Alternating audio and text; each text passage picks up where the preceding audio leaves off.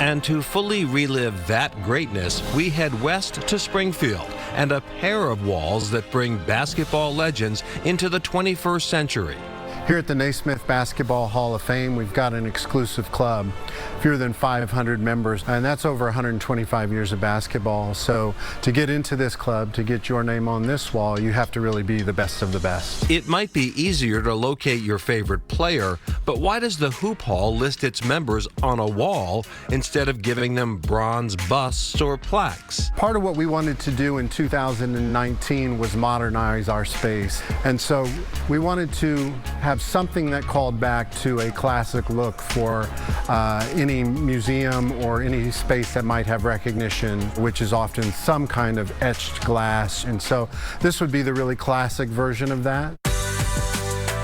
And across the room, another wall that brings the legends to life. A video art installation really is about 45 LED crisp video monitors put together where we start to tell a story of some of the biggest names in basketball, right? The hall's walls are a hit with old-timers revisiting their youth and younger fans eager to learn about stars from the past, such as Larry Bird, Michael Jordan, Steph Curry, Kareem Abdul-Jabbar, and Wilt Chamberlain. But for us big kids, what's a game without a refreshment or two? Well, I've been collecting it since 1976, I'll say.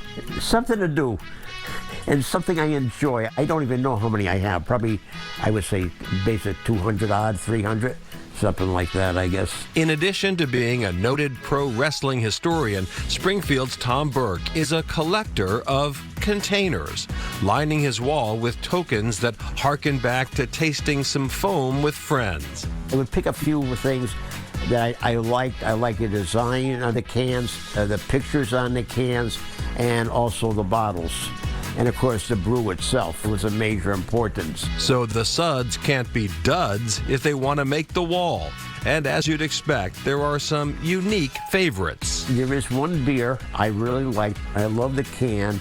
Arrogant Bastard beer. Love the can, the artwork of the can, and everything. And it's not just cans and bottles. I had one which was a boot, but sad to say, a broken transit. Such is life. And just like every collector, Burke is still searching for his white whale. A beer can.